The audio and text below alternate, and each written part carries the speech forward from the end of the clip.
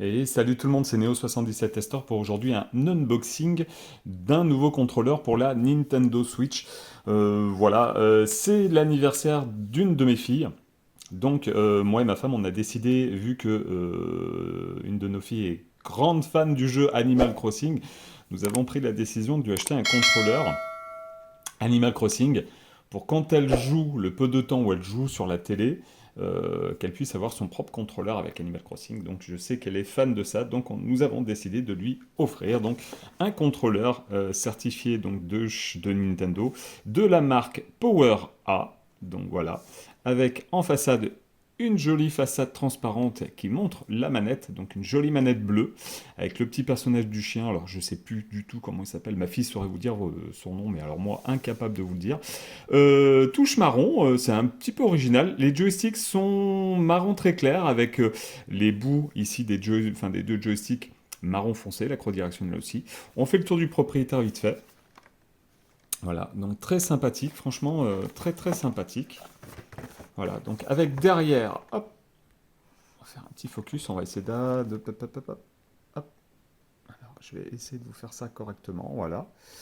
Tac, des boutons supplémentaires, des boutons de programmation, voilà, on peut assigner d'autres touches, donc c'est plutôt pas mal. Tac, voilà, donc on a, voilà, ça, tac, tac, tac, tac, tac, tac, tac, tac, tac, voilà, et là, nous avons ceci aussi. Allez, on va passer.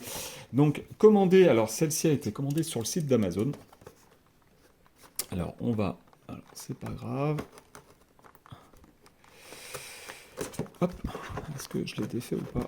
Voilà, on va faire ça de ce côté aussi. Alors là, ça va être un peu plus compliqué.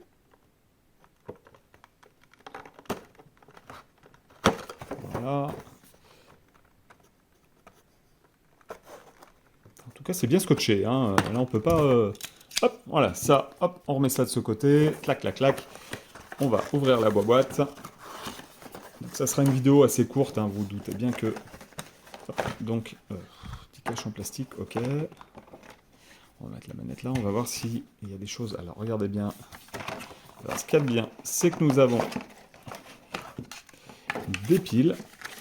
Nous avons le petit manuel ici, donc Enhanced Wireless Controller, donc manuel de l'utilisateur, avec les touches qui correspondent, etc. Alors c'est un simple, ouais, c'est vraiment un, c'est même pas un petit bouquin, hein, c'est une feuille pliée en 3-4 fois là, hop, voilà, avec multilangue, tac, alors, hop. On n'a vraiment pas grand chose, hein, je vous le dis franchement, à part ici sur la page, la première page en fait. Voilà, mais c'est exact, enfin c'est tout ce qu'on a, hein. Tac, ça on va pouvoir y ranger, on va y remettre au fond de la boîte parce que pour moi il n'y a aucune utilité. Tac, les piles, on va essayer les piles. Voilà, tac, donc la manette maintenant. Alors la manette est super sympathique. Donc légère, ça, il n'y a pas de souci. Je me pose la question par contre à savoir s'il y a des moteurs de vibration dedans. Je suis vraiment en train de me dire, je pense qu'il n'y a pas de moteur de vibration parce qu'elle est quand même assez légère. Le toucher de la manette par contre est super bien. C'est vraiment hyper doux. Les petits motifs qu'il y a dessus sont sympathiques aussi. Franchement, ça va être compliqué pour vous montrer, essayer de faire un focus là comme ça. Est-ce que là, voilà. Là, hop, c'est assez sympathique. La croix directionnelle ressemble beaucoup à celle du contrôleur pro. Les joysticks aussi. Alors, les touches, c'est comme sur les manettes. Alors, c'est les touches plus moins menu home, screenshot sont souples. Il faut quand même appuyer dessus assez fort. Alors attendez, je vais refaire le focus. Voilà, faut appuyer dessus assez fort, hein. Je reviens. Excusez-moi pour cette petite aparté, voilà, un petit coup de fil important, donc j'étais obligé de répondre. Vu que je filme toujours avec mon téléphone, c'est parfois un peu compliqué. Donc j'en étais où aux touches qui étaient un petit peu donc souples, enfin qui sont souples, mais qui sont, voilà, il faut bien appuyer au bout quand même là-dessus pour la touche. Pareil, je ne sais pas si vous allez bien les voir. La touche accueil, donc ici impression écran, enfin print screen, la touche moins, la touche plus. Les touches BA sont assez souples. Il faut appuyer un petit peu quand même pour... mais c'est pas mal. Les joysticks Alors, les joysticks, par contre, sont lisses, ils sont pas crantés. Ils glissent un petit peu des doigts. Ils sont un peu glissants, ça, voilà. Ici, nous avons... Hop, donc, ici, nous avons donc, alors, derrière, les 4 petites lettres qui nous indiquent, donc, quand la batterie... alors, non, alors, j'allais vous dire un truc et je viens de remarquer quelque chose. Quand, pour savoir le numéro de joueur que vous êtes, donc soit le 1, soit le 2, soit le 3, soit le 4, ici, nous avons le bouton pour synchroniser cette manette avec la Switch. Nous avons donc les touches LR et ZR, ZL. Hop, on va les montrer comme ça. Tac. Voilà. Touc. Donc LR, ZL, ZR. Ils sont juste des boutons d'appui, hein. Voilà, c'est assez souple, ils sont bien, ils ont l'air costaud. Ensuite, nous allons passer derrière, donc les touches 1, c'est fait, la croix directionnelle aussi, assez souple quand même. Et là, derrière, petite surprise, je pensais que c'était une batterie, et en fait, bah là, je viens de remarquer qu'en fait, il faut mettre des piles. Voilà, donc, alors de ce que j'ai lu un petit peu sur internet, a priori quand on met les piles, enfin de bonnes piles, hein, parce que les piles qu'ils nous fournissent, je suis pas certain que ce soit des super bonnes piles, mais a priori on pourrait jouer jusqu'à 30 heures, donc c'est plutôt bien, donc après, ben, moi sur mes manettes Xbox, Xbox One et Xbox Series, alors je mets des piles, j'ai des piles rechargeables et j'ai aussi normalement encore une batterie officielle de chez Microsoft. Donc je branche directement la manette sur la Xbox pour la recharger. Après ça me dérange pas trop. C'est vrai que les batteries c'est bien dans un sens, comme ça on n'a pas besoin d'acheter des piles sans arrêt pour pouvoir jouer. Après ce qu'il faut se dire aussi c'est que quand la batterie commence à lâcher, alors à moins que la manette soit complètement morte, mais quand la batterie commence à lâcher, c'est plus compliqué enfin c'est plus compliqué. Pour certaines personnes, ça reste compliqué de démonter une manette pour changer la batterie. Après, pour d'autres, un peu moins. Moi, je l'ai déjà fait sur des manettes PlayStation 3, il me semble. Oui, si, PS3. Je l'ai fait aussi sur une manette de PS4. Faut faire attention. Alors, manette PlayStation 5, j'ai pas encore fait parce que voilà. Et la batterie de la manette de Xbox Series, elle commence un petit peu à moins tenir la charge. Donc, j'espère pouvoir en trouver une officielle ou peut-être en acheter des non officielles, des officieuses, entre guillemets, pour voir un petit peu ce que ça fait, enfin ce qu'il y a comme différence.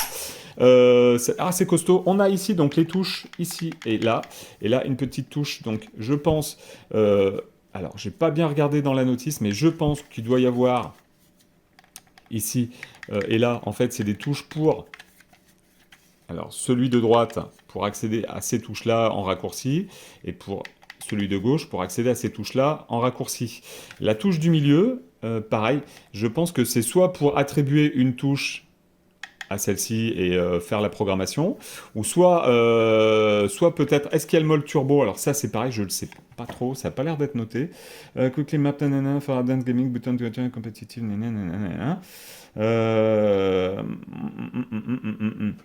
Je vous dirai ça, je pense, lors du test. Je vais faire un petit test, je vais la tester moi-même déjà avant, pour voir ce que ça donne. Je la ferai tester à ma fille aussi, puisque ça va être sa manette pour jouer à Animal Crossing, et puis aussi, je pense, à Mario Kart, etc., Mario Super Party, et plein d'autres jeux.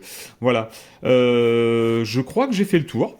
En tout cas, dernier petit mot là-dessus, elle a l'air de très bonne facture. Le plastique ne craque pas hein, quand j'essaie de tordre comme ça. C'est vraiment, elle a l'air vraiment costaude. Les appuis sur les touches, sur les joysticks en fait, gauche et droite, sont plutôt pas mal.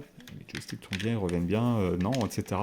Je vais faire un petit test. Je reviendrai vers vous dans plusieurs jours, plusieurs semaines, pour dire ce que j'en pense. Hein. Et puis voilà. En tout cas, là, c'était juste l'unboxing de la manette Animal Crossing de la marque. Donc, hop, Power A. Donc, une manette officielle. Enfin, voilà. Hein.